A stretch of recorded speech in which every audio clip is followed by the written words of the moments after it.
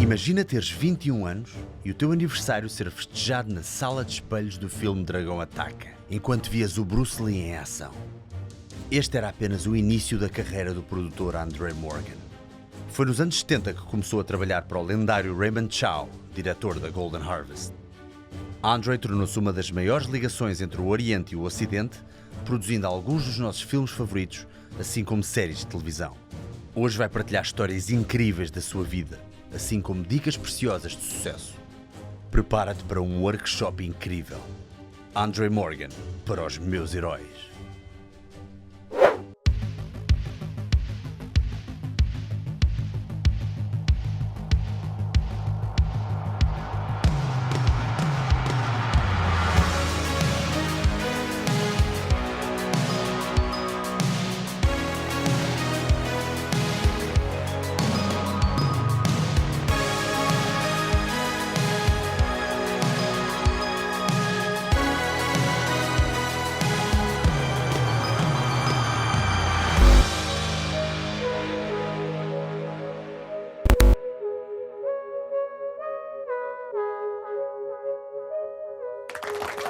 I'm so glad that Bay Logan linked us up. I'm always a little bit nervous because he gave me your WhatsApp and I was like, oh, you're going to give me his phone number? I mean, that's a little bit, that's a little bit on the private side.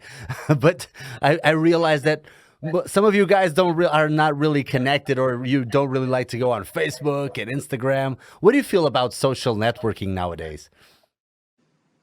I feel about the same as people that were in their 60s when I was in my 20s and 30s felt about the idea of a mobile phone. It's what you grow up with is your limits of what you consider to be your privacy, right? Yeah, exactly. So for me, I have no problem with people that want to be on Instagram or want to be on Facebook or want to be on Snapchat. I understand it's an important part of society and interpersonal relationships today. On the other hand, I'm old school enough to still think that there is a line between my private life and my professional life, and I don't feel that in my line of business I need to share all the details of my life. I didn't elect to become a public figure. Exactly. On the other hand, I see where it's interesting is because we deal with this issue all the time as it relates to film and as it relates to what the humor is and what the social etiquette is for storytelling today. And obviously for young people, they have a much less of a sense of privacy or the need for privacy and much more of a sense of community and sharing, I think, which is, I suppose in the long run, is probably a good thing, with the one caveat that you live in societies with benign governments. Yeah. And I was asking you this especially because in our line of work, I work as a stuntman, and I can see that nowadays a lot of the industry has gone towards this social network and numbers, the numbers that people like to consider in the celebrities. Are you feeling that in the industry they're leaning towards who has most likes, who has most comments and most engagement in social media, or we can still give credit to merit other than the footprint on the internet, for example? Let's put it this way. I think it's certainly the dynamic is and has changed quite significantly in the last 5 or 10 years. But I look on it as being sort of the norm for any new media when it's first coming along. The truth of it is, I remember when mobile phones first came into play, and there was great resistance at a lot of levels by senior people to being required to carry mobile phones. And then when mobile phones had texting on it, and in Asia we were adopting and using texting very early on, and I found that when I tried to get my colleagues in America to use it, they resisted. The same with snapshots and instant videos online, and on cell phones. But,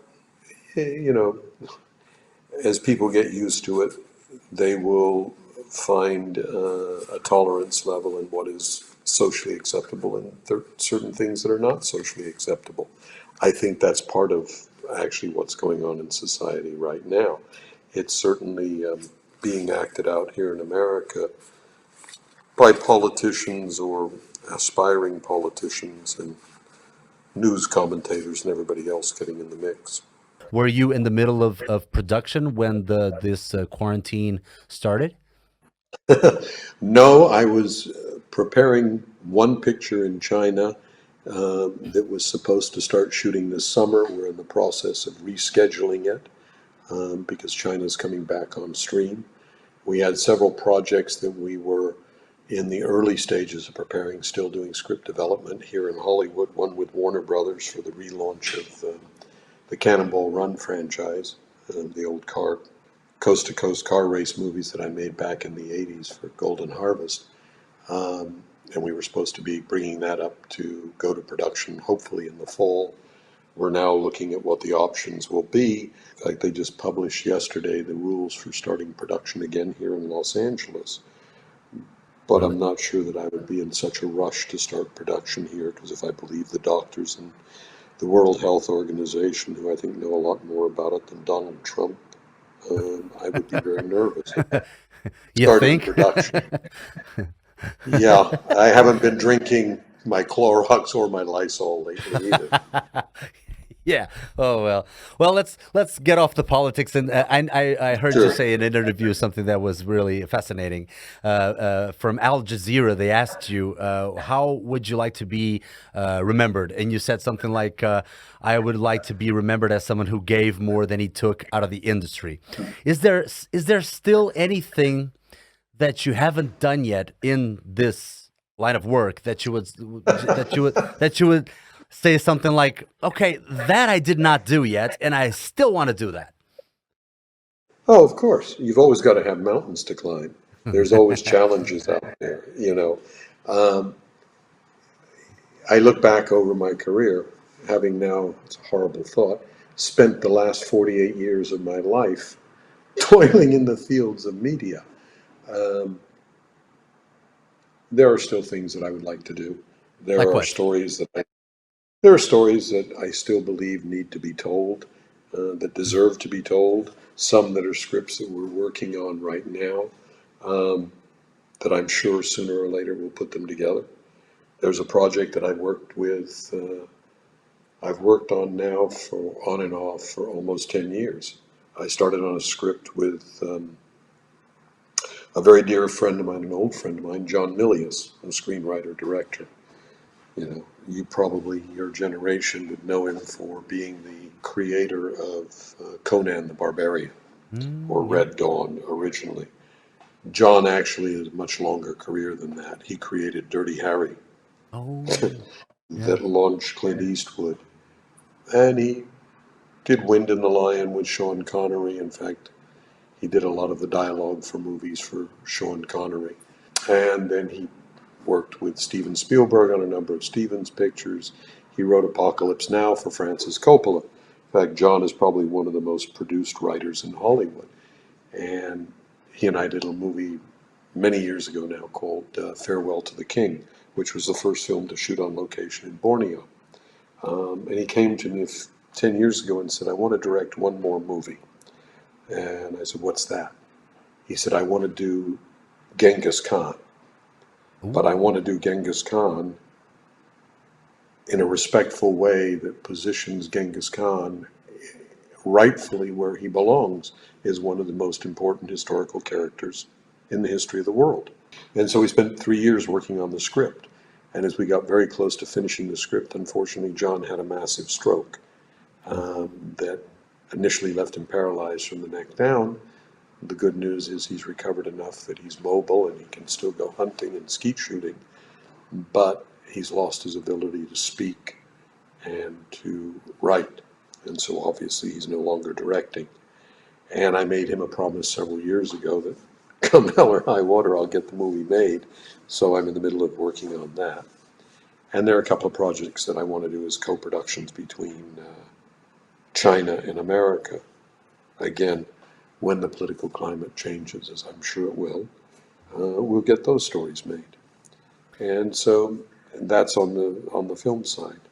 There are some young filmmakers that I've gotten to know that I think have talent that I would like to help along the way with their careers, just as I have in the past with other filmmakers, and just as people mentored me when I was a young man. That's sort of part of the give back in the industry that I was talking about. And then there are obviously things that I'm interested in that have very little to do with making films or with the world of martial arts. Leave it to the next generation. There's plenty of young people that are anxious to roll up their sleeves and, sort of move the benchmarks down the field. I think that's great. I think the one thing that's wonderful about our industry today is the more media there are in availability, the media that can broadcast or that can finance content, the more opportunities there are, the more voices there will be, and frankly, younger people will get a chance sooner. You don't have to apprentice for 20 years to get a chance to be a director or to be a stunt coordinator or to be an editor today, Mm-hmm. because media has such a huge appetite. And at the same time, film schools have proliferated all over the world. And so between all of the apps that are available on your cell phone or your laptop and taking a couple of courses online on YouTube, anyone can be making films or telling stories. And I think that's kind of cool. Um, you know, it certainly broadens the field and reduces the barriers to entry. And I think that's important.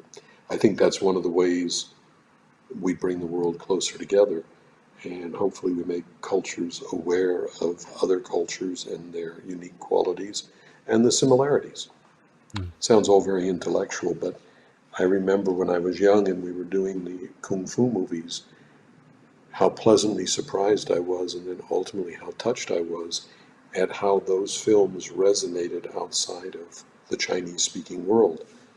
First, when we showed them here in the United States, the response from the minorities here, Black and Hispanic, was absolutely phenomenal. Um, and then we had a similar sort of experience in Europe, and it had nothing to do with race. It was just people being excited to see something that was new, different, seemed a little bit exotic, but at the same time, the core values of the heroes were the same, and um, the core bad things that the heavies and the bad guys did were the same thing as heavies and bad guys did in Hollywood movies or in movies made in England. And that's sort of part of that universal language of film, and that's part of what makes the world come together, I believe. Yes, and those movies stand for principles. You know, when the martial artist or the hero either trains to get to a certain level or he goes against the powers that be. I mean, that's always very kindred to all societies, right, and all cultures. Do Sure. you have a? Are you more fond of working? And nobody's listening. I'm gonna give you a tough question. Do you prefer working with martial artists? To be honest with you, I never really thought about it that way. You know, I guess because my entry point into the film industry, beyond being a young guy, a kid loving to go and see movies, my entry point was Golden Harvest in Hong Kong. So I learned the film business from the point of view of making Chinese language films, uh, a great number of which involved martial arts before martial arts were particularly well known in the West. Um, so I consider a number of the great film martial artists, whether it's Jackie Chan or Sammo Hung or the whole, what I consider to be the original Golden Harvest gang, uh, we all grew up together, so they're friends. Mm. And so for the next generation, like Bay Logan, when he showed up in Hong Kong, it was fun to watch him crashing around and learning a little bit about the industry. And likewise, the next generation, when Jet Li showed up, and then when Donnie Yen showed up, um, it's hard to be a grand old man in the industry when you're in your 30s. But the truth was, I had my 21st birthday on the Mirror Room set of Enter the Dragon. So to Oh say I yeah. got an early start is probably one of the great understatements of the 20th century film world. Um, I think I understand martial artists, and in that sense, I probably understand stuntmen and what's involved in that whole side of the business probably better than your average Hollywood producer or your um, average film director that hasn't come up through the ranks. You know, it certainly does um, color or inform a lot of my thought process about how to analyze um, the action in a movie and whether or not I think the movie's worth making, or is it simply action for action's sake. You Because know, the way you and this is probably not the best term, but the way you fetched or went on to pick Chuck Norris later on, Sammo Hung. I mean, other than the connection that you obviously made in the Far East, something in me says that you might have enjoyed working with them because of their discipline, because of a lot of principles that they might have that are based on the martial arts and their way of doing stuff. But your story is amazing, actually. I mean, what? First of all, I want to I'm not know. sure. No, I'm not sure that I agree with you. Let me put it to you a different way. I'm Oh, not a okay. martial artist. I certainly had many opportunities to become a martial artist. Yeah, more than I've been anybody. Yeah. very blessed to have a great number of really fine, not just martial artists, but let's just say combatants who are willing to share the secrets of their trade and profession with me. Um, whether it was American Special Forces or, you know, British SAS or whatever. Um, you learn a lot of interesting ways to hurt people, kill people, do whatever you want. Um, Sort of an interesting byproduct. What I actually think is true, I've been very fortunate to work with the best of the best. Not because I had taste, but because I was introduced by Bruce Lee and by Raymond Chow to the people that they consider to be the best. Mhm. And so that unfortunately spoiled me and gave me a very high expectation, both in terms of the quality of the martial arts. But the thing you learn about martial artists is I don't care how much natural talent they're born with.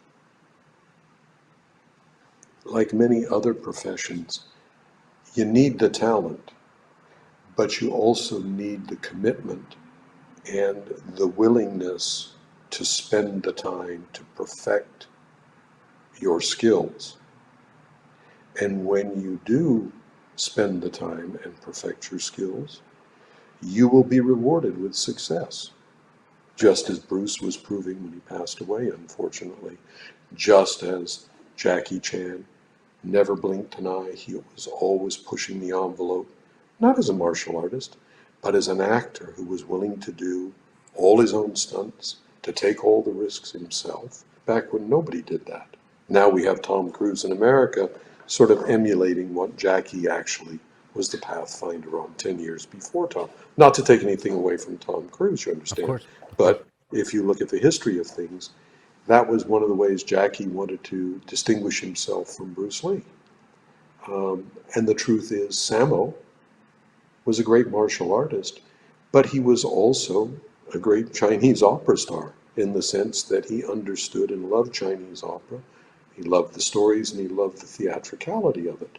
So he understood, actually long before Jackie, because I remember working with them all when we were in our early 20s, Sammo understood where to put the camera because his instincts on how to sell the drama of the situation.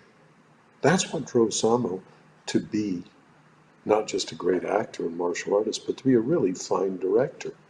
Um, and the same with Chuck Norris.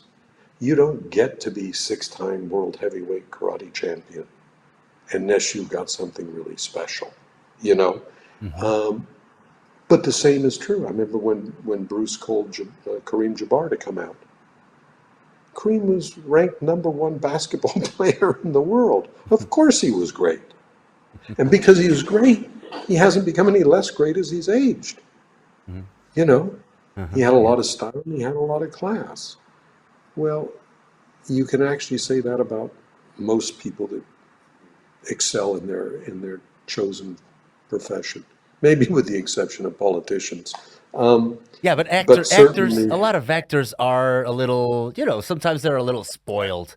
That's why I was going to the no, martial artist side, but some of the martial artists are as no, well. no, I'm not sure. No, I don't agree. I will tell you, yes, some actors are spoiled. Some of them become cautious because they get burned when they're young actors. Hmm. Some of them do Yeah. excellent. The ones that are actually really spoiled are the people that are insecure. I've been very blessed. I mean, I've known Arnold Schwarzenegger literally since he came to Hollywood. Arnold was one of the most humble people you ever met. We used to play tennis on Saturdays with my partner Al Ruddy before Arnold got married.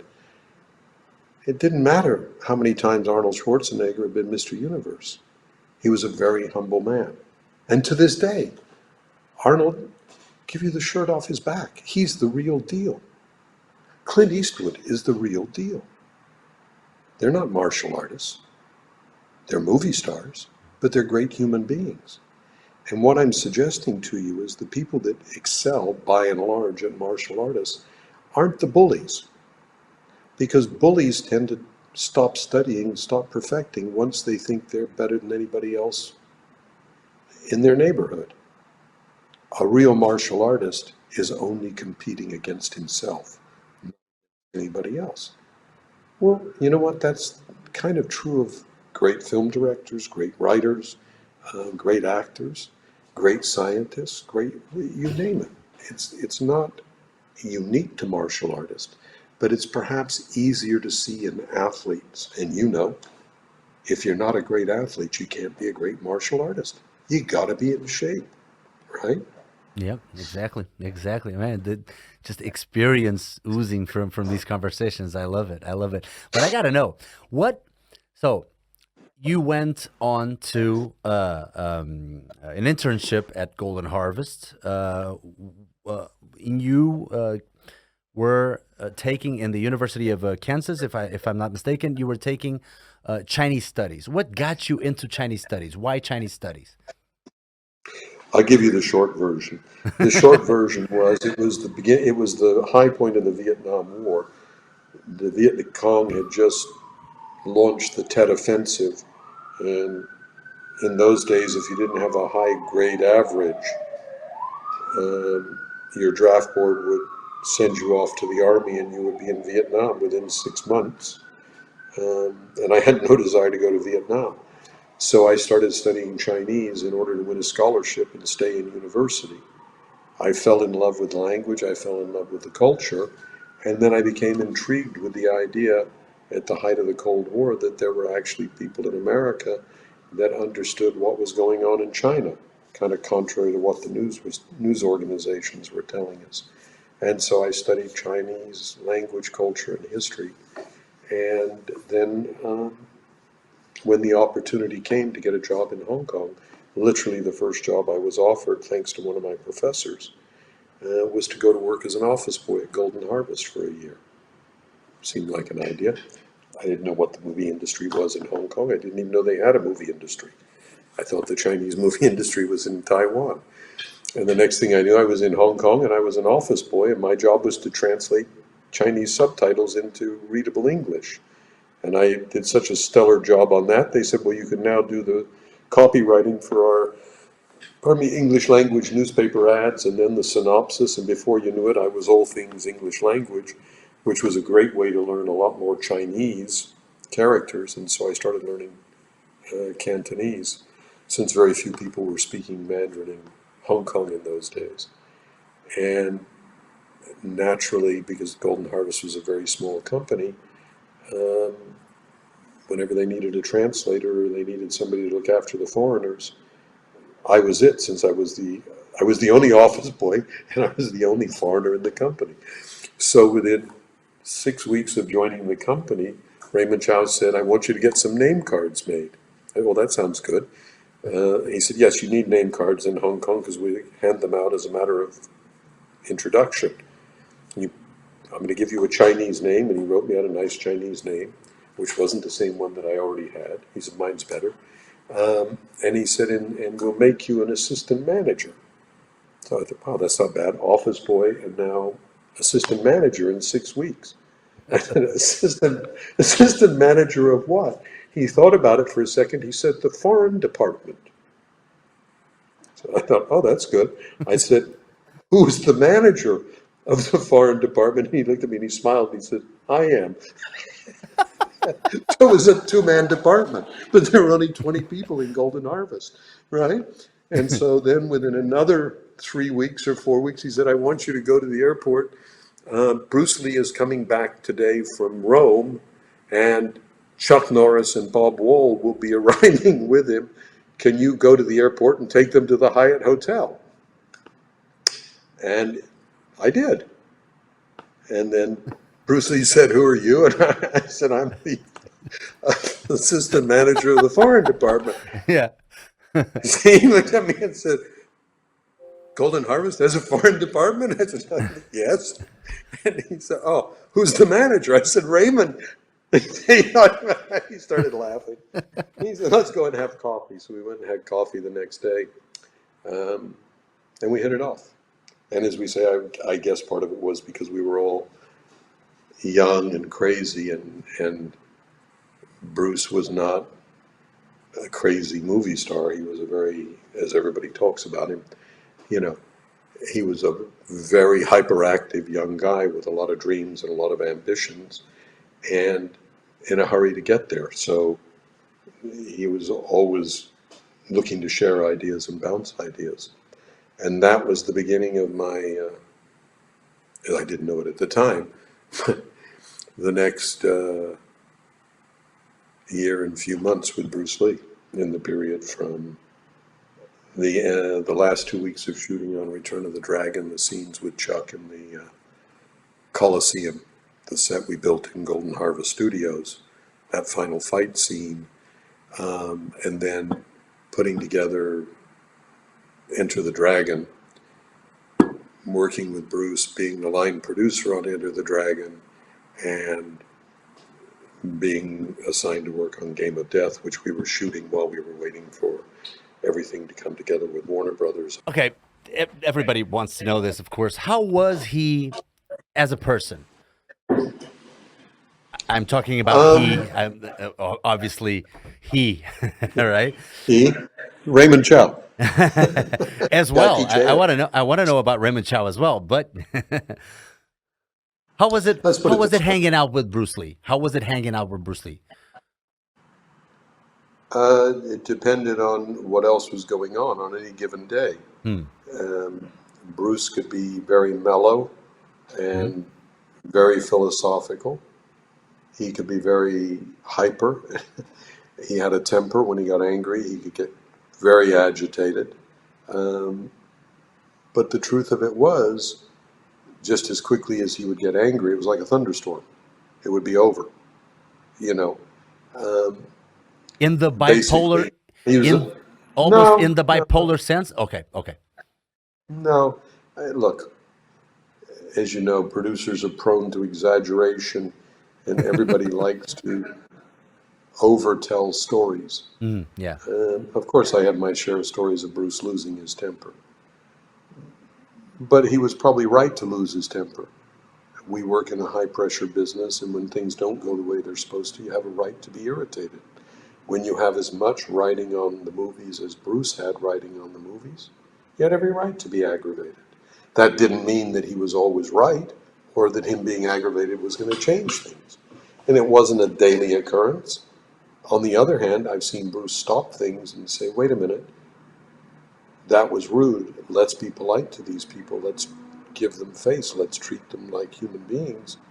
Don't just walk all over people. And he would go out of his way to be nice to the lowliest set runner or the lowliest assistant grip or camera assistant. So in that sense, he was very egalitarian. Hmm. He had a terrific sense of humor. He could be very, very generous, both in terms of his time and in terms of, gifting people clothes, watches, whatever. In that sense, he was a very genuinely sweet human being. Now, the truth of it was, he could also be a very agitated and aggravated young movie star when he didn't like the way things were going. And yeah, he got angry enough that he would yell and scream. I never saw him lose his temper and punch someone.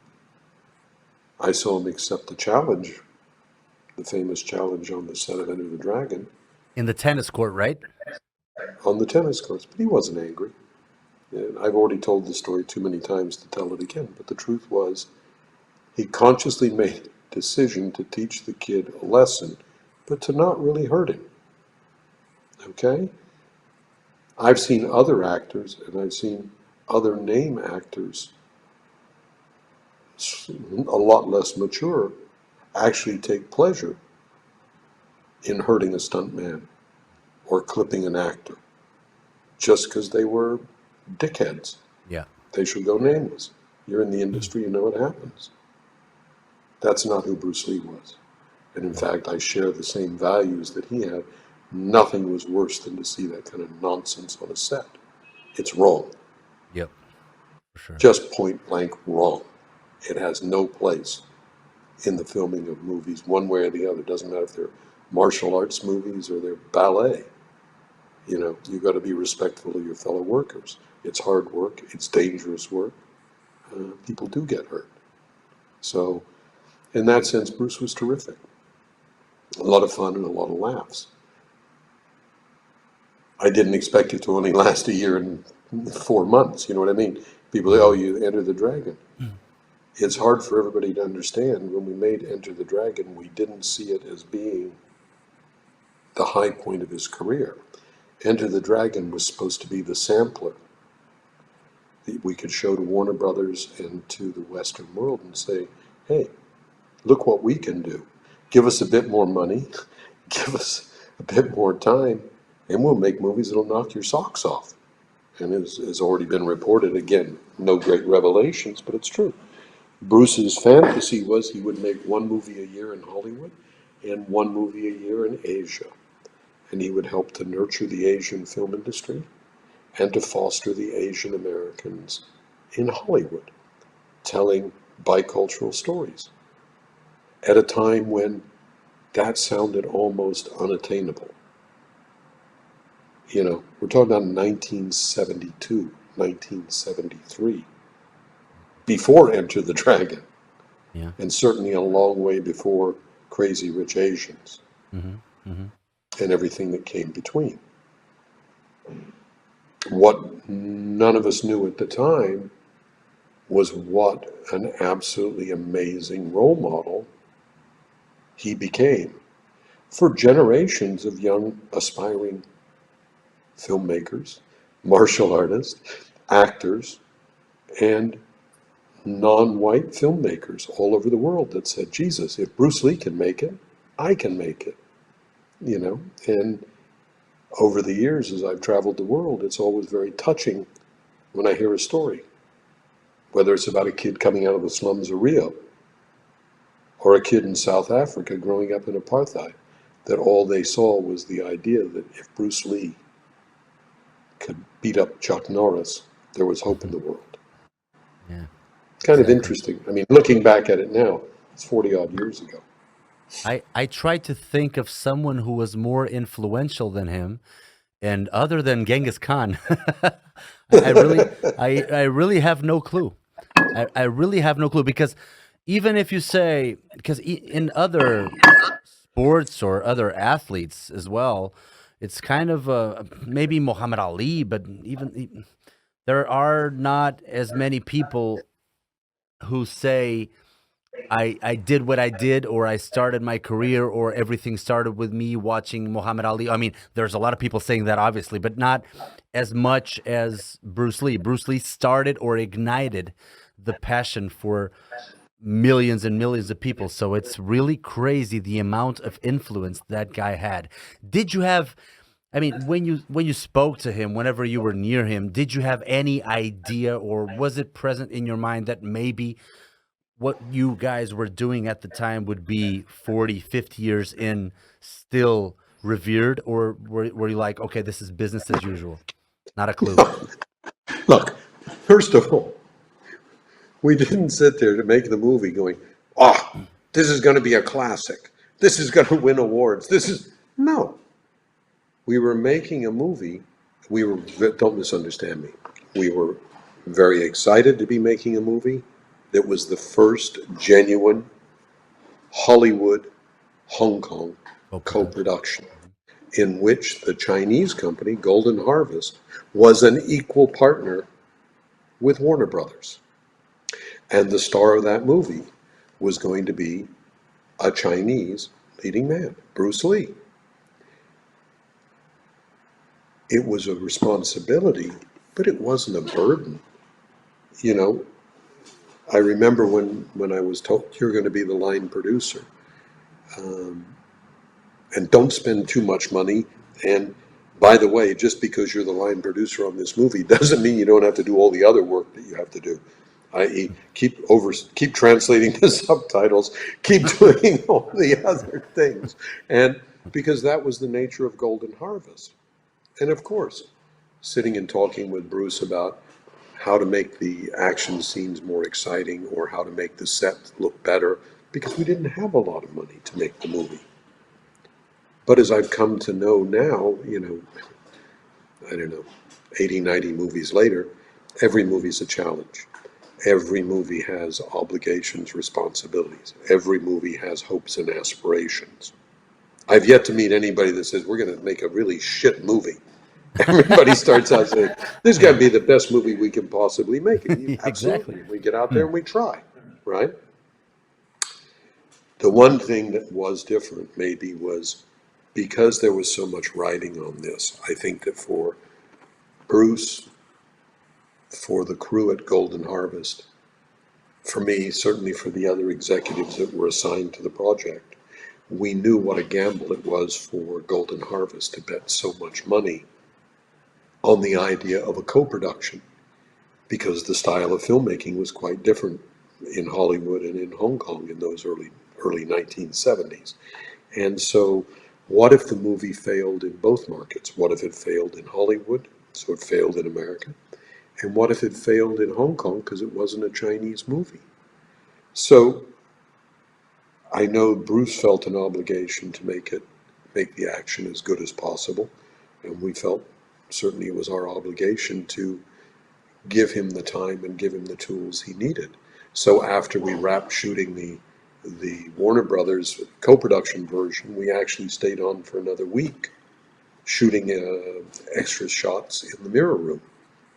And when we'd finished shooting, it was a lot of pretty cool stuff. And we called Warner's in Hollywood and said, listen, we've got all this footage we shot. We're going to process it and we'll send it back to you. And their initial reaction was, nah, we don't need it. We've got plenty of footage. And then some bright spark said, well, since you've shot it, why don't you go ahead and send it to us? And I can tell you, because I know the footage we shot, it enhanced the mirror room scene between Bruce and Sekian by a good 40%, because there was more to play with. So there were more angles, and you could extend the tension and do all the things that made it a fitting grand finale, right? Yeah. And so one of the hidden benefits that you learn as a young filmmaker is, hey, if you got an extra day and you got some extra film, go shoot it. You can never have too much footage. You never know when you're going to need those cover shots, those pickup shots. Just keep shooting. Save it all. Somewhere you're going to find a way to use it. And then when we saw the film, the first cut of the film, Bruce saw it in Hollywood. And then they sent a copy out to us. And on the one hand, I think everybody was stunned at how good it looked, how rich it looked. But it looked like a Hollywood movie. It didn't look like a Hong Kong movie. And so there were a couple of days of meetings and head scratching, going, well, what are we going to do? The action's cut wrong. the Hollywood style of cutting action doesn't sell martial arts because it's all quick cuts and you don't see the sweep of the leg. You Mhm. don't see the 1, 2, 3, 5 punches in a row, blah, blah, blah. And so we spent several weeks in the cutting rooms with Bruce, myself, um, the editor and the assistant editor in Hong Kong, trying things and then sending those cuts back to Hollywood, some of which was incorporated. And as oftentimes happens, there was a negotiated understanding that I think actually got the best for both worlds. We ended up with a movie that actually, it's funny, I just ran the movie. I hadn't seen the movie in probably 12 years. And not for your interview today, but for something else. I thought, God, before I can answer any of those questions, I really need to rerun the movie and refresh my memory. You know, it's a long time back to 1973, January. Um, I was pleasantly surprised at how well, I mean, the movie's a little corny with the chopsticks music and a few of the stereotypes, Yeah, but yeah. the story is simplistic, but the story was simplistic even by 1970 standards. But Mhm. the truth is, it's a good piece of film. It's entertaining. You sit there, you're watching it. You're in the story. Listen, I watch a lot of movies made 6 months ago, and you're not in the story. So to have one that's coming up to its 50th birthday here in a couple of years and to have it still hold up, 'Cause it's real, speaks right? volumes. You feel Yeah, it's it speaks real. volumes. Yeah. It's so real. I mean, it's just there's no other. I mean, there are probably a lot of adjectives to go along with it, but real to me is the best one. And I've read this making of like the book from Robert Klaus. I read it like 10 times. I was just going through your part here, talking about you quite a bit because I guess you kind of contributed a lot to this book as well. And I just Bob became a. The funny thing is, at the time we made the movie, I was the adversary because I was the white guy working for the Chinese yeah, studio. for the other team So exactly. I was the face and the mouth telling the white guys, no, that's not in the budget. No, that's not in the contract. And they could yell at me and tell me to go tell the Chinese this, that, and the other, because then they could go and hide in the hotel, and it was my job to diplomatically carry the message back. Um, the funny thing is, and what do you learn about the industry? The truth is, just as I can say, yes, we worked hard on Into the Dragon. Everybody wanted it to be successful. Certainly, I felt sad that Bruce didn't get to see To the see. fruits of his labor, if no more than just that one night standing with Fred Weintraub and Paul Heller on the other side of the street on Hollywood Boulevard, looking at the lines around the block for the opening night of Enter the Dragon, and being able, we looked at each other, and at that time, Fred and Paul hated me. I was Raymond Chow's mouthpiece. I Yeah. was the worst thing that had ever happened. But because I had just come from doing Bruce's funeral in Seattle, as a courtesy, they said, come with us tonight. And I remember standing across the street, and Paul and Fred were like over the moon because they had a piece of the profits. And I was standing there looking at this line of people around around the block in front of the Chinese. It's a big block up there. And thinking, I just wish Bruce Lee was standing here with me because it was the epitome of everything he had talked about. A movie where the audience was going to be seeing a non-white star, but they were going to see the movie because they'd heard good things about it. And of course, we watched them all filing in, and as one crowd was filing in, the crowd that was leaving the hall was coming out, and of course they were excited, and some of the guys were acting out scenes from the movie and leaping around it, early imitations of Jeet Kune Do and martial arts. And there's something terribly magic about the business when you have a film that connects like that.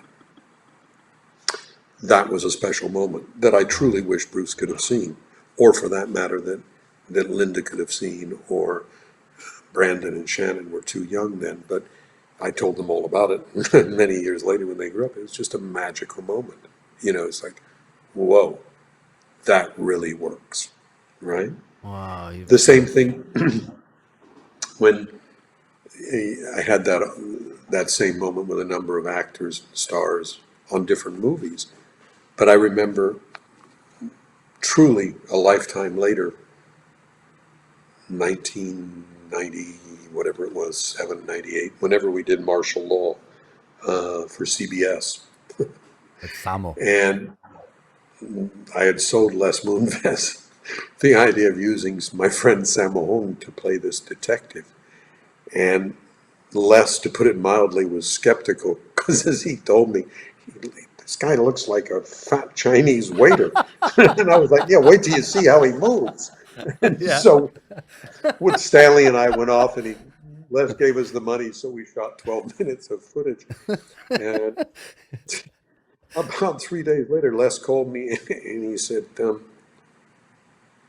going to give you the money. I want you to finish the episode. Come over and see me tomorrow. So I drove over to Fairfax to this CBS offices. He said,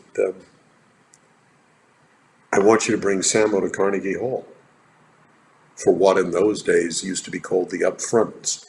And every year the networks, over a 1-week period, ABC, NBC, and CBS, would show the advertising companies on Madison Avenue and the press all of their lineup of shows for the fall season, which would premiere in September. And it was the biggest day of the year but one for the TV industry. The biggest day of the year being the Emmys Awards Day. But this was the second most important day. And so I took Sammo and his wife, and we flew to New York. And Sammo obviously spoke not so much English in those days. And I stayed backstage with him to just before it was time to go on. And I went back out and sat out front. And when Sammo walked out and they introduced him as the star of martial law, the audience went crazy. Wow.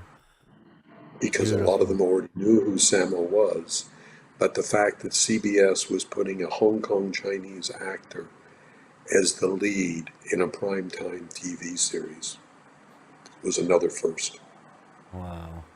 And so sitting there that day and then going to the cocktail party afterwards, I was sort of, how you flash back in your mind thinking, wow, from 1972 and Bruce's dream to now 1978 or whatever it was, to Sammo's dream. And of course the show went on to be very successful. Mm-hmm. And yeah, I was thrilled when Chuck and Walker Texas Ranger ran as long as it did, but I never doubted that Chuck, when he did Walker, was going to be a smash hit. He was already a huge star in America, all over the world. With Sammo, he'd never been in an English language movie except for The Man from Hong Kong, where he played Thug A. Yeah, with Jimmy Wang Yu, and I remember Wong Yu. another guy who And George starred in that, Lazenby. and there's another guy who starred in that movie, a very handsome man called Andre Morgan. You know who he is? I and know he is. He and was handsome, not handsome anymore, but I didn't star. I was a stuntman. That's when they made me a member of the Australian Stuntmen's Association. So I'm now a triple hyphenate by then, right? I'm a producer, I'm a stuntman, and I'm a member of the Writers Guild. What more do you want? no, I'm good. I'm good. I'm good. It's a rags to riches story, And except it went backwards. As a producer, then I went downhill to being a stuntman, and then down to being a writer, so everybody could abuse me. perfect. See, you can handle everything. I mean, that's what being a producer is, right? Filling in the gaps. Absolutely. Filling in the gaps. Yeah. You Learning said, a new trade in case you get to the point where you can't get hired for your old job. You know what they say about producers? You're only as good as your last movie. So it's good. Have another trade. You can be a stuntman, maybe be a writer. yeah, fall down the stairs for me. Oh, that's perfect. Did it hurt you? Ah, yeah. Okay, let's do it a second time. Go do it again. Do it again. And what about Take two. And what about when Taekwondo strikes? The another handsome epic, priest? actually, as a priest. That was my first starring role in Hong Kong, I know. right? Yeah. And that was actually, I had my 21st birthday on the Mirror Room set of Enter the Dragon, and Bruce bought me a birthday cake, which was a surprise and very sweet. Um, that evening, I got on a plane and I flew to Korea to meet up the next day. Junri was flying in, and we were going to start prepping to do Taekwondo. And then they called me from Hong Kong and said, "Oh, you're not just going to be the producer, you're going to play the priest." I said, "What do you mean I'm going to play the priest?" They Yeah, we said, need a "Yeah, we priest. haven't found any actors in Hong Kong, and we figured we've already paid your airfare. Don't worry, we'll put you in makeup. We'll make you look older." And I was like, "Well, wait a minute. I thought I was the producer." And they said, "Yeah, you're going to do that, but you can also, you're there. You might as well be the priest." I said, "What do I have to do?" I'll never forget. Leonard Ho said, "You have to die, but make sure you do it well." Oh man. The early days, right? You could be everything. Oh, You be an actor, stuntman, editor, writer, doesn't matter. is that your favorite era, the 70s? No, I've been very fortunate. I look at each new period, whether it's a new film Mm-hmm. or opening offices in another country, it's just another chapter. You Look, can't be. You being can't. in the no, being in the movie business is a gift. Mhm. It can be hard work, it can be long hours, sometimes it can be dangerous. It sure can be frustrating a lot of the time. And the higher up you go, the more chances are it gets really frustrating. But the other side of it is, I don't know many businesses that give you the opportunity to work with so many talented people, so many creative people at every level. Whether today it's working with great martial artists or working with digital effects artists or working with, aspiring young screenwriters or Academy Award winning writers or meeting with government officials about how to build their film industry or how to rebuild their film industry or going on a location scout in Kenya or whatever. It's all a journey. It's all a great adventure. When Milius called me to do Genghis Khan, his opening line was, "Andre, I think it's time for us to have another adventure. How do you feel about Mongolia?" To Whatever be you honest, say. I don't. I hadn't even thought about Mongolia at that stage. Why? No, well, let's talk. You know, um, Such and energy. that's That's it's about amazing. it's energy, it's fun, and I think I don't know about today because you can't really look back. You can only keep going forward. I don't know if young people coming into the industry today have as much fun as we had. Um, Everybody talks about the obstacles and the glass ceilings and all the terrible things that go on, and I'm sure it's true. But on the other side of it, the one thing that I think the industry does do is it teaches you resilience, and it teaches you if you do think outside the box, you'll probably find a way to get it done if you really care enough. If you don't care if it's just a job and hey, you're punching the time clock and somebody says, "No, we're not making this movie this year," you go, "Oh, okay, we'll make another one." But if you're passionate about something, if you really care, you'll find a way to get it made, or somebody will help you get it made, or you'll pass it over to people that do have a passion for it. And I think that's still true, at least when I travel away from Hollywood, um, whether it's meeting young aspiring filmmakers in China um, or meeting young filmmakers in wherever I happen to be wandering around the world. They're full of energy, they're full of excitement, they have 9 million questions, and then they have all their own ideas of how they're going to do things better or different. And I think that's great. That was certainly the way we approached it. You know, I can tell you, when we were working on films, and it didn't matter whether you're talking about 1972 on Return of the Dragon or Enter the Dragon or Game of Death. It was all about, is this cool? Is this different? Will this be entertaining? Will they like it? I'm still having those same conversations today, talking about film scripts for young audiences in China. What are they going to want to see after being, quarantined for 2 months? What kind of movies are they going to be in the mood to see? And now Any the same question's being asked here in Hollywood. Well, what are we going to do when we go back to work? It isn't business as usual. Do you have any rituals or habits that let you not go overboard on the work or get to too much of a workaholic state? Like, I'm thinking about the skills that gotten you where you are and how you can divide both professional life, which is a doozy, with your personal life. The thing I learned a long time ago is actually when I was a young man and very earnest and hardworking at Golden Harvest, I was told if you can't go 96 hours without sleep, you'll never become a producer because you need to have that reservoir of energy to keep going when everybody else is dropping. And so I diligently learned how to stay awake and I learned all the tricks of the trade. I'm not sure that it sharpened my mind because I can tell you by around 64 hours you're starting to get numb. And so Wow. it's bullshit. 96 hours without sleep is painful.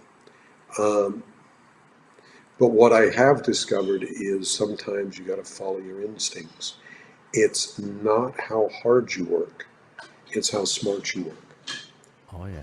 It's listening to your own instincts. And then I find, and the thing I tell everybody I work with is, yeah, let's listen to each other's opinions, but then let's go out and listen to young people. Let's listen to the audience, what they like and what they don't like. That way we don't just make things for old people that don't go to movies. That cuts corners, right? Yeah, it's very difficult in Hollywood. As you move up the food chain, you start to think of yourself as having a feel for the marketplace, a feel for the Hmm. audience. And then you turn around and you're 50, and 50-year-olds don't go to the movies. 50-year-olds sit at home and watch Netflix, Hulu, and HBO and have opinions. Young people go to movies. Somebody asked me the other day, Variety or somebody, what is the future of the cinema industry? Is it dead? I said, no, it's not dead. Young people will always want to get out of the house to get away from their parents.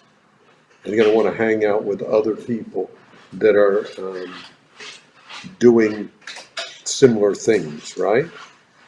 Not the same as hanging out with their parents at home, not the same as being with um, adults doing what adults want.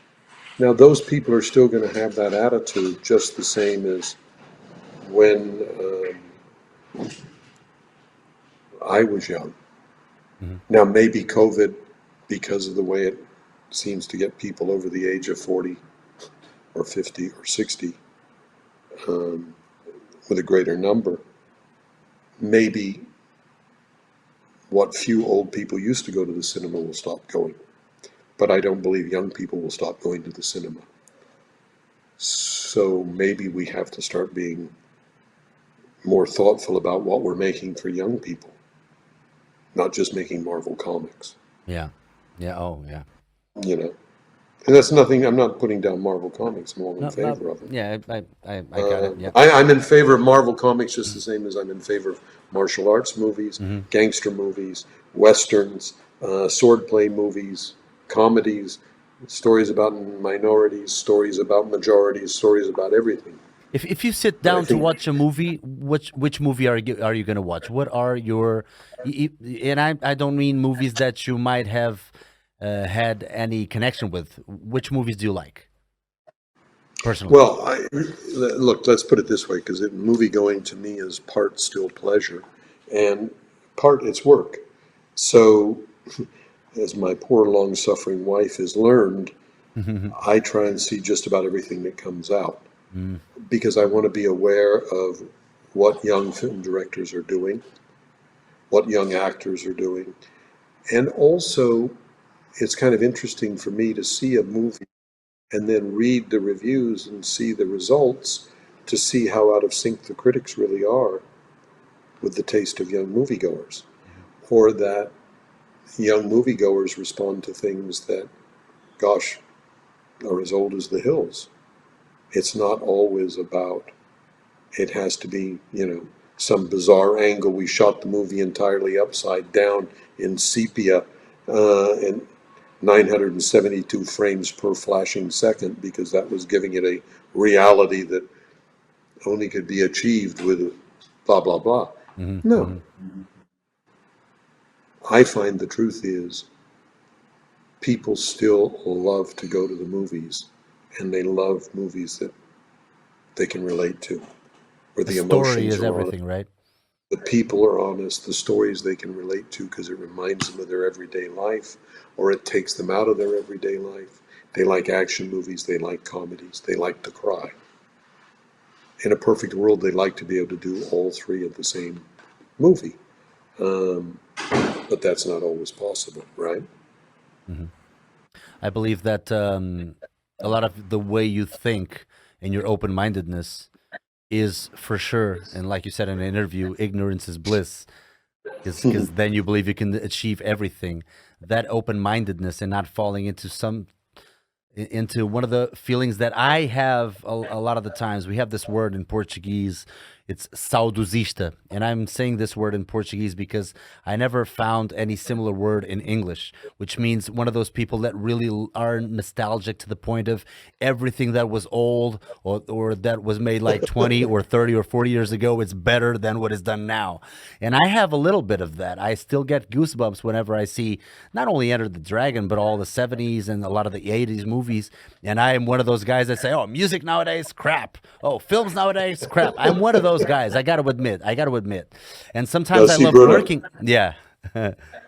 that's you, as hopefully as you get older, you will shed that I hope so. because no, it's very simple to my way. Mm. I grew up, fortunately, as color movies were coming in and black and white was fading away. And so I saw most black and white movies on TV as a kid without appreciating what I was seeing, just seeing them because that's what they put on TV in the afternoons in America, old movies. And then there was, without a doubt, a period in the late 60s and the early 70s when the next generation of, you know, young filmmakers, Francis Coppola, Steven Spielberg, George Lucas, John Milius, all of those, the young, if you will, the young cowboys of Hollywood came in, turned Dennis Hopper. They all came in and they turned Hollywood on its ear. They started making movies that were relevant, taking the best from the European schools of filmmaking, combining it and coming up with their own styles. And that was part of the wave that I got swept up in as a young filmmaker in Hong Kong, because we were buying films and distributing films and we were selling films. There was a community and it was all very exciting because we felt like we were reinventing what had been written off. Film was declared dead. TV had killed it by 1972, 73. And then along came a couple of movies. Along came Jaws, Spielberg. Along came The Godfather, Francis, and my partner Al Ruddy. Al and I were partnered for a long, long time. Yeah, Ruddy Morgan organization. Yeah. Yeah. Mm. And a whole new generation was born. And I was part of that generation that came out of that. We didn't know it at the time. We were just out there doing it. But anything was possible. And then that generation launched the Stallones and launched the Schwarzeneggers and the Bruce Willises. It's funny, I just saw an interview with Sly the other day and I'd forgotten. The first time I met Sylvester Stallone was at a party with John Avildsen, and they were leaving the next day to go to Philadelphia to start shooting a script that this guy had written called Rocky. Wow. And he said to me, and I'm not signing the contract till the film's over because they want to kick me off the film. That was like my second, third trip to Hollywood. I was like, oh, that's good. What do I know? I'm from Hong Kong. So, as you get older, you ask me what's my favorite. There are movies I love from every generation. It doesn't matter if I go back and I'm running Heaven Knows Mr. Allison, or I'm running Maltese Falcon, or I'm running Jaws, or running Chinatown. Right? I ran Chinatown a couple of months ago just because I didn't remember I couldn't remember a couple of the things of how they got into the story. And I remember when I saw the movie originally, I was blown away. And then I met Roman with Bruce Lee at lunch in Hong Kong. And I was like, wow, the Roman Polanski. Um, so you appreciate films. And then as you go on through, there's films from every generation. I used to do these interviews. I used to say, yeah, I'm the living Forrest Gump.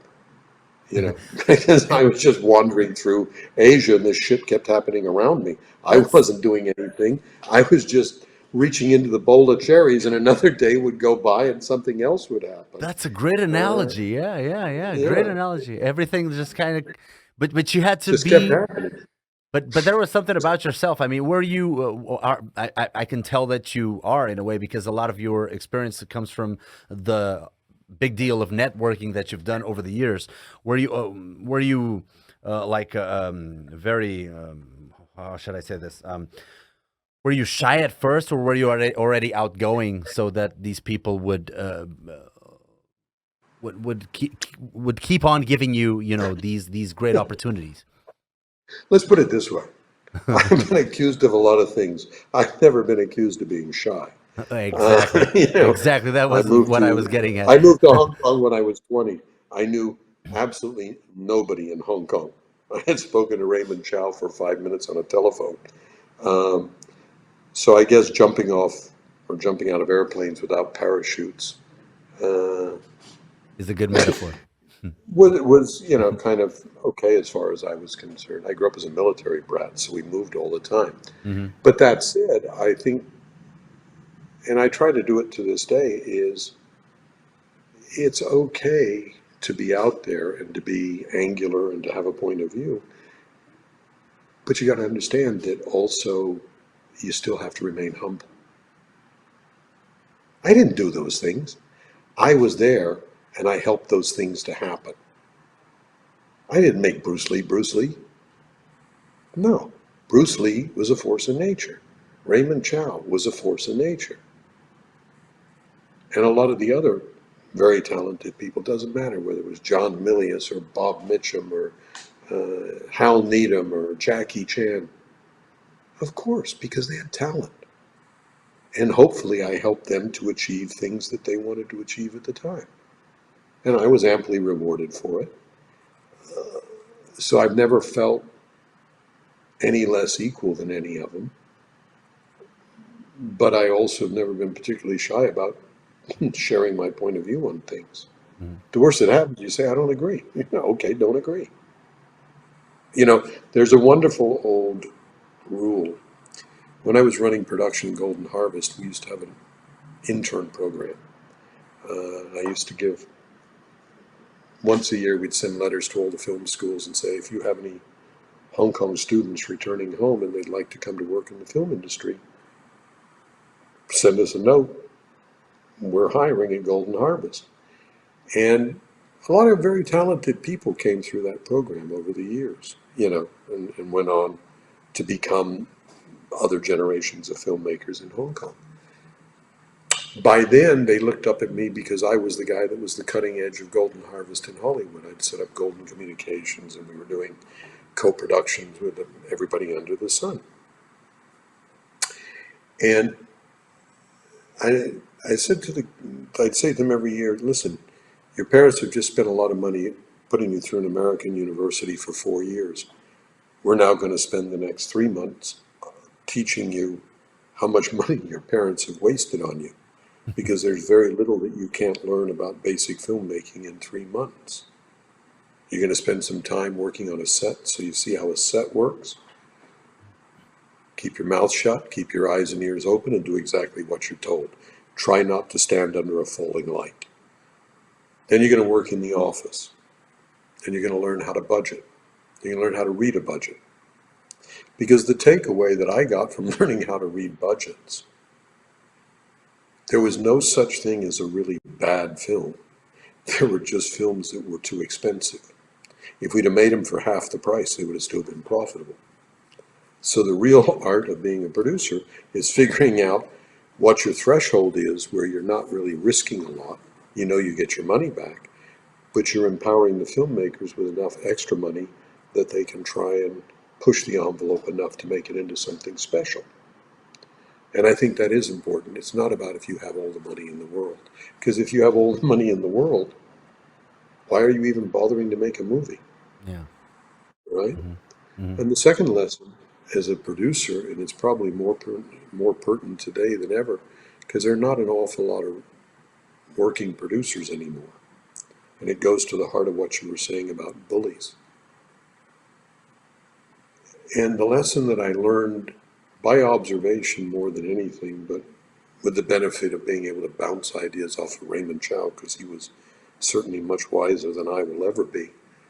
And I came to the conclusion at a certain point we were being hijacked by a director who kept rewriting a script and demanding more money on the theory that we'd already paid him so much we had to keep going. And the lesson I took away from that as a producer was, and I tell this to all film school students in the producers program, be humble, be nice. Never hire anyone you're afraid to fire. Because if you're afraid to fire them, they're going to be running the show, not you. Great advice. Great advice. Wow. Sir, Okay? this is not a conversation. This is a workshop. I'm learning so much, especially about mindset. I believe that mindset is what it's what people should mold into becoming what they eventually want to become. So Sure. I would really, The yeah. last lesson then for the day. Those same young film students coming back, we'd always give them a couple of scripts to read. Hmm. Yes. They've been trained to do this. That's what you do in film school. You read scripts, you write synopses, you write critiques, you write all this stuff. I said, okay, well, you read the scripts, write up the synopsis, and then write up your critique of how to make it better. And they'd all go off, come back with the little prizes done, the beautiful essays, and ripping it to shreds, and blah, blah, blah, blah, blah. And then for those that liked the film, the intern program at Golden Harvest, they would stay on it. At the end of 6 months, I would re-interview them and we'd talk about which part of the business they wanted to be in, distribution, marketing, production, whatever they wanted to do, because we needed people in all of those fields. And what we really needed were young bilingual people, because that was the crossing point when the British were leaving Hong Kong and all sorts of exciting things were happening. And or the British were preparing to leave Hong Kong, I should say. And for those that decided they wanted to go into the producing program and train up to be producers, you say, right now we're working on this script and this script. I want you to get your notes together because we're a director. And Golden Harvest, one of the great things that Raymond Chow and Leonard Ho taught me in my first 6 months at the studio, they say to me, listen, we were trained the hard way back in the 50s and the 60s. Assume that if we don't say something, you're doing it right. We don't need to praise you because that's why you're here. You're supposed to do it right. So we're going to stay focused on the things you do wrong, and we're going to keep telling you how to fix those things until we don't have to criticize you, at which point you'll know you're doing those things right. Oh, it's very logical. Okay. I've never been one that needed a lot of praise. So with my young film aspiring students, now trainee producers, they'd all get their scripts, and you'd never put two of them, you'd only put one in with the writer and the director. And invariably what they would do in their first couple of meetings, where they would start explaining to the writer and the director, this is how you need to write this scene, and they would start writing scenes for the director.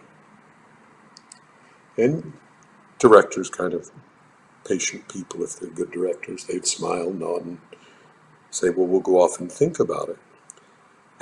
And then I would wait until the director and the writer left and say to the young producing trainee, look, I know you worked very hard to be ready for today, but I want you to go home tonight and decide if you want to become a screenwriter. I'll put you in the screenwriter program. If you're going to be in the producer's program, don't sit there telling a writer how to write a scene. You want to be a writer, go write. You want to be a producer, look how to encourage a writer, look how to nurture a director, how to help them realize what it is they're trying to put on the page. And if you don't like doing that, go be a writer, go be a director, but you're not being a producer.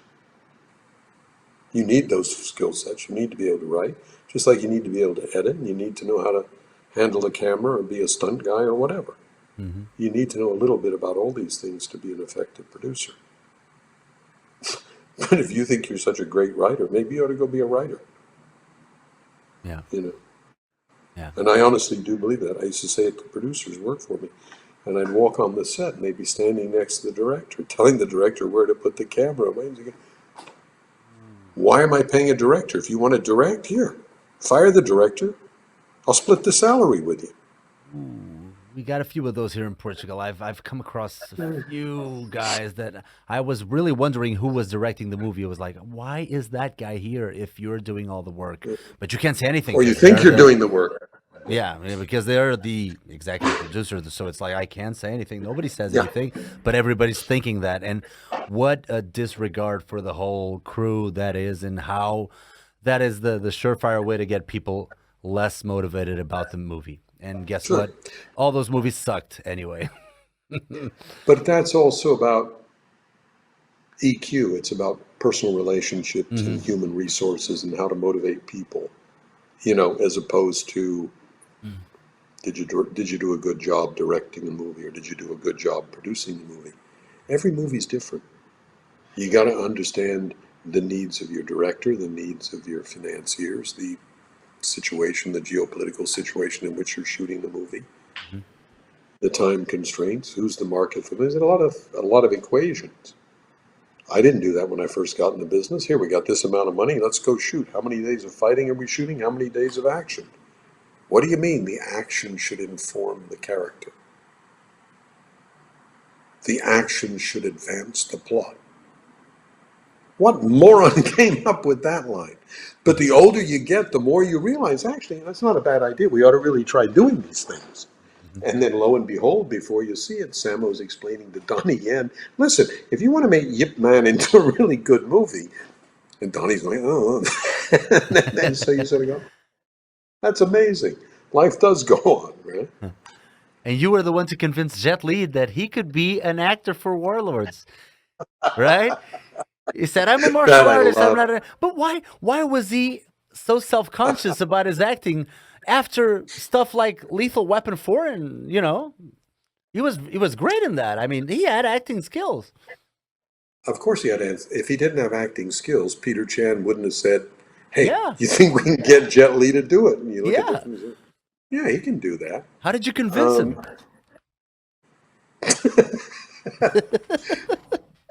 I'm laughing now, bless his heart. Jet's actually a sweetheart of a guy. Jet was in Shanghai. Peter and I were in Hollywood. And Peter and I were arguing about the script, up one side, down the other, back. We had slightly different visions for the movie. But this was early stages before we got it all put together. And say, well, we're going to need a bigger budget. I want to do this and you want to do that. And if we want to do all this stuff, to push the envelope, it's going to take money. And if it takes money, we got to put bigger stars in the movie. Peter's recounted all of this in his biography. I gather, I haven't bothered to read the whole biography in Chinese, but I'm told he recounts it in great detail as to how I fucked his life up for a year by making him make a very expensive movie. But it was okay because we were pushing the envelope in China that year with the movie. And we thought it would be interesting to do a real gritty, big period action piece before anybody was doing that in China. And we were all learning the China market.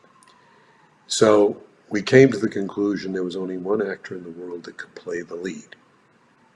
And it was Jet Li, because he was an international star, because he had been in movies in America and he was in movies in Europe and they knew him in Japan. And so we'd get foreign sales and that would add to the budget supporting a larger budget because you couldn't support that big a budget for a Chinese movie that was only going to play in China and Hong Kong.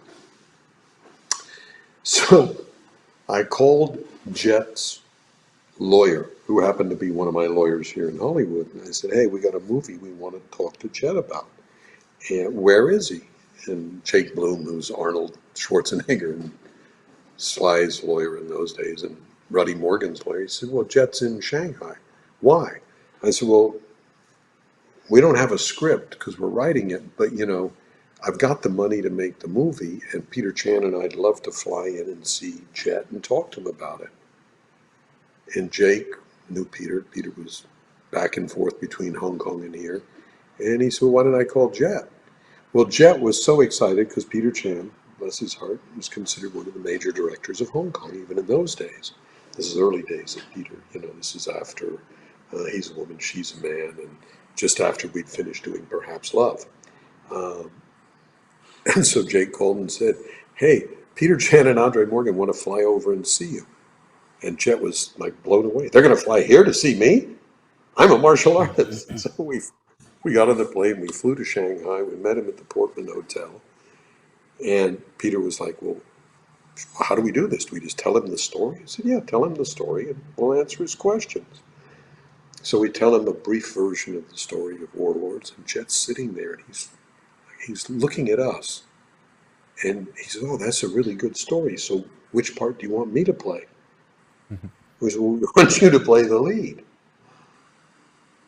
He says, you want me to play the lead, but there's no martial arts in the movie. So I said, don't worry, we'll have a martial arts fight somewhere in there for you, Jet. But no. Peter says, you can do it. I believe in you as an actor. And Jet looked at him and looked at me and he says, you guys are trying to hire me as an actor? This is how humble Jet was. I said, but I'm a martial artist. I'm not an actor, I'm a martial artist. And Peter said, well, I think I can get the performance out of you. And I looked at Jet and I said, that's good enough for me. I trust my director. I'm a producer. If he says he can get it out of you, sit back and do what he says. Wow. We got through the movie. And Jet went off to do, what did he do coming off that? Oh, I know. He went on to a movie with Jackie Chan for Rob Minkoff and Rafaela de Lorenzo. I forgot what it's called. Kingdoms? Kingdoms? Yeah, something like that. It was Yeah. martial art. Weird kind of Yun Wo Ping was the martial arts choreographer. Rob Minkoff was directing. They were shooting just as literally as we wrapped. I released Jet a day early to go down and meet up with Jackie. And we got the movie done, and so we showed it to Jet because we needed to do some looping. And he was like stunned. And then, of course, the movie went out. It did good business. It had very good business. And he got great reviews, and he got nominated for Best Actor in Hong Kong for the Hong Kong Film Awards, which is like, what do you know? Was the most prestigious awards in Asia at the time. And Andy Lau, who co-starred with Jet, got nominated for Best Supporting Actor that year in Warlords. But there was another movie that Peter and I had produced that year called The Protégé that Andy Lau had starred in. So Andy got nominated twice. He got nominated as Best Actor for Protégé, and he got nominated as Best Supporting Actor for Warlords. So he was head-to-head in the voting for Best Actor, and then we knew he was a slam dunk for Best Supporting Actor. Yeah. Now we go into the awards show, and we're all sitting in a nice little row, and there's Peter Chan, and there's me, and there's Jet, and there's Andy Lau on the other side, and there's all down this whole center row, because we were nominated for 12, 13 awards that year for Warlords, and we were nominated for 5 or 6 for Protégé. So we kind of knew it was going to be an evening for Peter Chan and I. Oh, and sitting in the row in front of us was Raymond Chow, who was getting his Life Achievement Award, which was really great. It was a magical evening, right? And so how much drunk did you get in that? No, not at all. Afterwards, yes, but not before. After It was a great evening. A great evening. Uh, Mm. One of the Wow. great parties of all time with Mm. Jackie Chan and Wow. anyway. Wow. So we're sitting there, and they say, and the best actor nominees are Andy Lau, round of applause, Jet Li, round of applause. And they go on down. And Peter Chan's wife was actually presenting the award. And she's up on the stage. And she says, and the winner is, and she says, Jet Li. We're all applauding. And Andy Lau's applauding. And Jet's applauding. And Jet leans over to congratulate Andy Lau. And Andy He Lau's didn't looking get. at me. We're all going, what are you doing? And he says, no, you won. And he was like stunned. Wow. And he got up to go up and get the award. And the truth of it was, what he said the night was true. He had no idea he was going to win. Wow. I Peter and got. I never doubted in month of Sundays that he wouldn't win. And Andy won for Best Supporting Actor in Protege. Wow. Yeah, Protege. Wow. Such Amazing, huh? such humbleness in Jet Li, Yeah. and such, such vision, But you see, such the people vision in on your Hong Kong, behalf. Mm. no, we were very fortunate. We had good material, we had good teams. But those people, that's the way they really are. They're very Mm. humble people to this day. You don't put Mm. on airs. Mm. You know, Yeah. Peter Chan, we see each other socially. We'll do something together someday again. You know, Jet's sort of retired now, but he's great. And Andy is still charging ahead, making movies. It's like Donnie Yen has come into his own. You know, each one gets their turn. Um, it was just a magical time to be in the industry, to be in Hong Kong in the 70s and the 80s, to be in Hollywood in the 80s and the 90s, and to be in China in the first 2 decades of the 20th century was just magical because it was like having a ringside seat Yeah. at three major explosions in the film industry, in the media, you know. And to be honest with you, as much as it's tough going through it right now with COVID-19 and all the death and all the suffering, Mm. we'll come out of this. We'll be on the other side of it. Just as I remember in 2003 being in Beijing and being told by a minister, Morgan, you really should go home now. And I looked at him and he said, go back to America now. 3 days later, they closed Beijing for SARS. Oh, yeah. They closed the whole country, I didn't and the remember country that. stayed closed Mm. till June. Oh. They came out the other side. I went back to China that summer, and everybody was picking up the pieces, trying to figure out where we go. And we realized that it was important,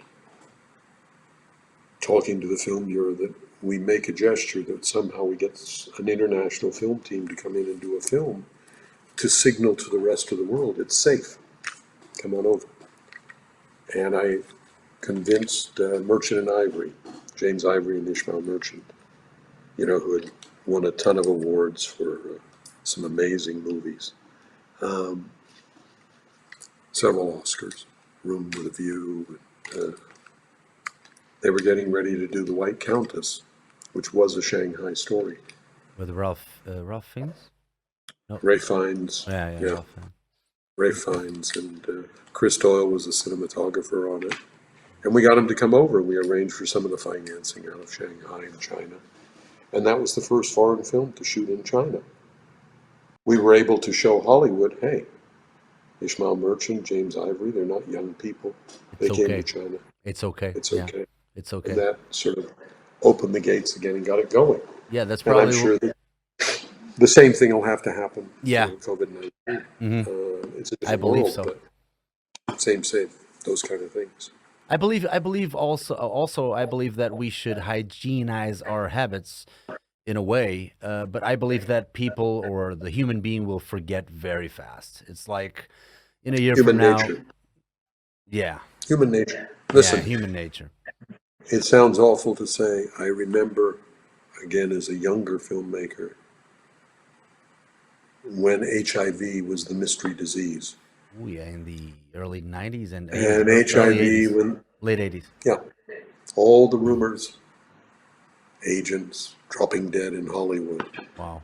uh, and actors and agents, and oh my God, and then, oh, it's a communicable disease. And the same thing that I'm reading in a lot of the suggestions on how to make the set safer now. We went through the same moral dilemmas. Mhm. Well, how can you have actors and actresses kissing? How can we got through it. Mhm. Human beings are one, creative, two, ingenious, and three, we have a strong sense of self preservation. And once we figured it out, it goes in the trace memory, and we go to short term memory to get on with life. Mhm. That's what allows us to survive. Otherwise, we're deer caught in the headlights. That I Comes to, think is still true today. it comes to show that being a producer is also being a psychologist. Exactly.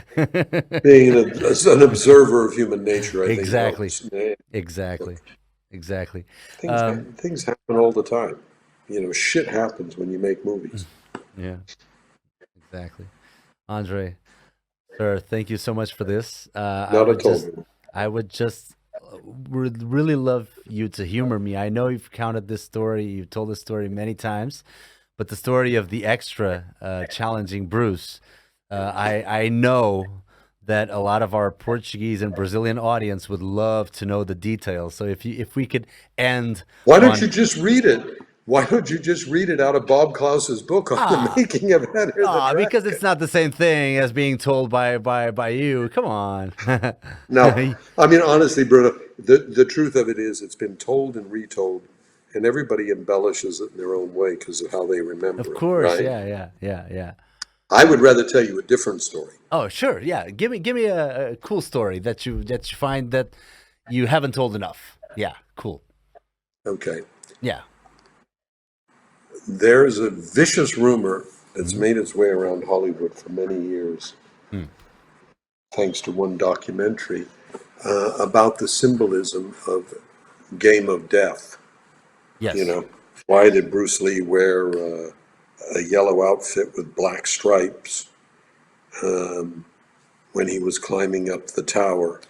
And Hmm. what was the symbolism? And was he really wearing that yellow jumpsuit, showing that he was representing all Asians in their journey to equality with white men? Blah blah blah blah blah. Right? Oh, really? I think. Okay, that's Yeah, far I fetched. was stunned. No, I was actually stunned to hear this on a documentary on HBO a couple of years ago, and I was like, "Wow, that's really trippy."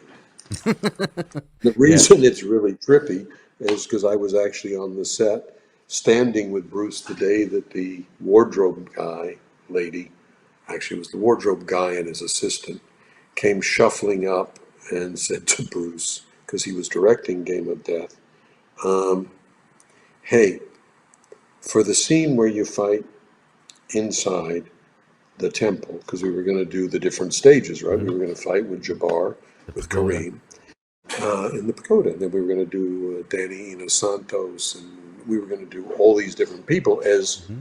we figured out what the Tower of Death was all about, Hmm. which was open to a lot of discussion. And so Bruce looked, and there were two suits. There was a yellow one with black bars, Uh-huh. and there was a black one with yellow bars, Yeah. right? Yeah. So Bruce said, well, I think I'll wear the black one. It'll make me look lean and da da da da da da da. This is Yeah. before we made Enter the Dragon, right? And he said, and then we can have Kareem kick me and put a footprint. It'll look really great. We'll have his big footprint on the black. Sounds good. So the wardrobe man went off, bought a couple of the black ones, kept the yellow one because in those days you didn't get samples. You had to pay for everything. So he had the black ones and he had the yellow ones. And Kareem showed up. We were getting ready to start filming. And Bruce said, and I'm going to have you, Kareem, at a certain point in the fight, you're going to kick me in the chest and I'm going to fall backwards. And then when I stand up, there'll be this big footprint right across my chest. As before we knock the glasses off and he's got the cat's eyes, blah, blah, blah. Yeah, he's still sitting down, yeah. So he says to the wardrobe man, I want to see how big the footprint is. Because it would put it straight, you put it sideways. Because, Bruce wasn't that big. Kareem's feet were were bigger than Bruce. Yeah. Kareem's feet were appropriate to the size of Kareem. So the wardrobe man says, well, what kind of dust are you going to have on the floor? Nobody's really thought about things like this. What kind of dust do you want on the floor?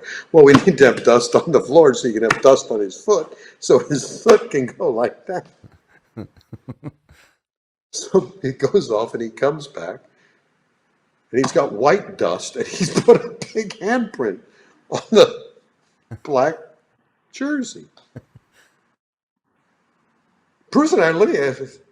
That looks like shit. It looks like exactly what it is. It looks weird. It looks like somebody took chalk dust. So this wardrobe man went off mumbling to himself, as wardrobe men do. And about 10 minutes later, he comes back with the yellow one with a gray footprint on it. Bruce says, that's perfect.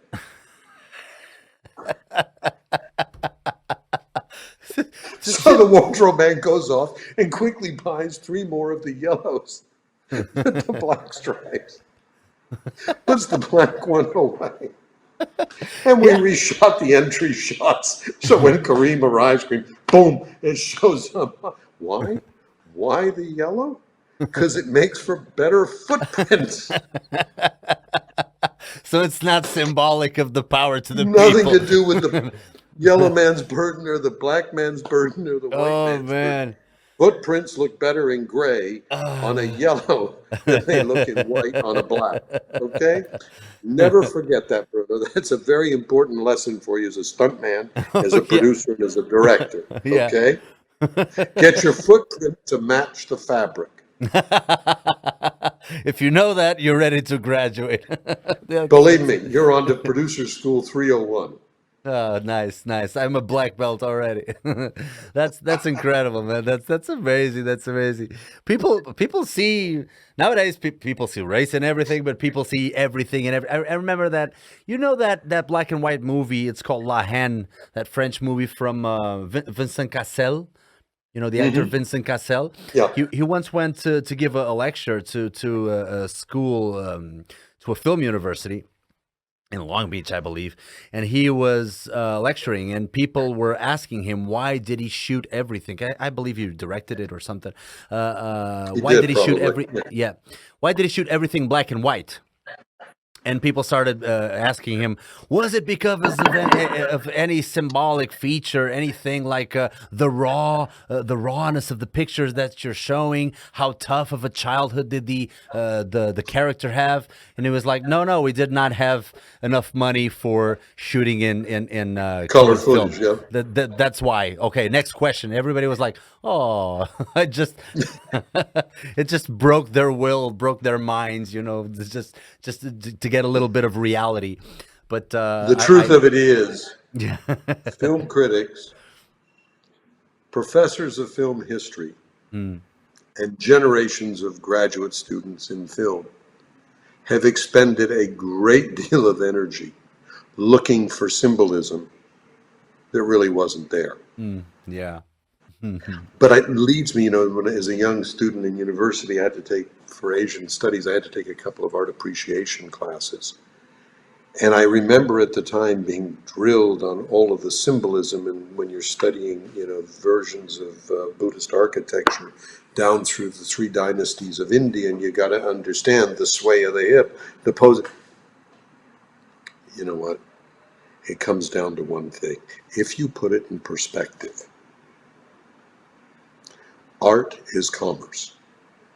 Back when they were carving those statues, they got paid by the cubic foot of carving, right?